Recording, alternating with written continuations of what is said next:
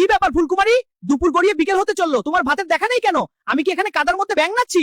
আরে চিল্লাইয়া তো আকাশ মাথায় তুলছো। আসছি পাখা গজাইয়া কি উড়ে আসবো? এত খিদা লাগলে নিজে রাঁধতে পারো না? রানতে তো চাই, সকাল থেকে না খেয়ে রোদে পুড়ে গাজর থেকে আমি এখন হালুয়া হয়ে যাচ্ছি, আর তোমার বাবুগিরি শেষ হয় না। বড় বড় কথা বলো না। তুমি কি আজ বাজার করে দিয়ে আসছিলে যে আমি একদম রাজভোগ রান্না করে ঝটপট নিয়ে আসবো? ঘরে যা আছে তা রাঁধতে রাঁধতে জান বের হয়ে গেছে। বাজার দিয়ে আসি নাই মানে? গত মাসে এক বস্তা সার কিনে দেই নাই, ওই সার খেয়েই তো তোমার মাথায় এমন ডেবা ডেবা ফুলকপি হইছে। খবরদার, আমার বাপের বাড়ির সার নিয়ে কথা বলবা না। বেশি কথা বললে এই টিফিন ক্যারিয়ার শুদ্ধ কাদায় চুবানি দিব কিন্তু, বলে দিলাম। যাও, খেয়ে কাজ নেই আমার। থাকুগা, আমিও চললাম বাপের বাড়ি, দেখি তোমার কোনো শালুক রান্না করে দেয়। আমি হইলাম শশা, আমারে গিলছস, এখন তোর পেটের জ্যাম আমিই ছুটামু। বাথরুমে গিয়া বিন্দা শান্তির গান গাবি। দেখ কিপটাই করছে কি, ভাজা পোড়া খাইয়া পেটে অ্যাসিডের কারখানা বানাইছে। নে ফায়ার সার্ভিসের মতো এগুলা মুইছা দিলাম, নাইলে তো কালকে কবি শশা খাইয়া কাম হয় নাই। শালা গপ গপাইয়া খাইয়া পেটে চর্বির বস্তা বানাইছে। এই যে আমি ভিতরে গিয়া তোর চর্বি গলাইতাছি, এখন আমারে নোবেল প্রাইজ দিলেও তো এই ঋণ শোধ হইব না। আর শোন, আমার ভিতরে ডাইরেক্ট ভিটামিন সি আর ন্যাচারাল পানি, স্কিনের ব্রণ কমায়া শরীরে সব টক্সিন বাইর করে দিলাম। এত ভিআইপি সার্ভিস দিলাম, এখন কি দুলাভাই ডাকবি? ডাক্তার কোথায়, নার্স কোথায়, কেউ কিছু বলছে না কেন?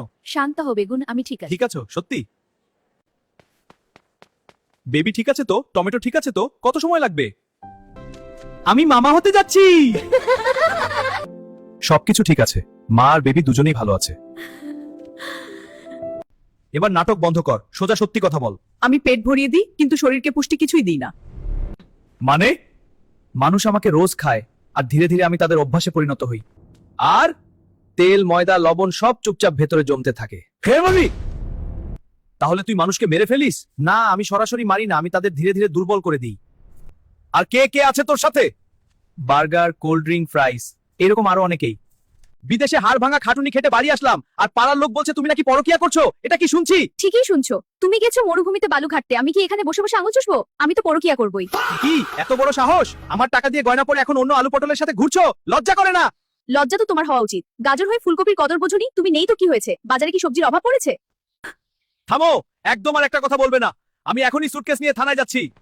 থানায় গিয়ে লাভ নেই, দারোগা সাহেব নিজেই তো কাল বিকেলে আমাকে ফুচকা খাই আসে। হাই হাই, আমি বিদেশে গিয়ে গাজরের হালুয়া হলাম, আর এখানে তো পুরো সবজি খিচুড়ি রান্না হয়ে গেছে রে।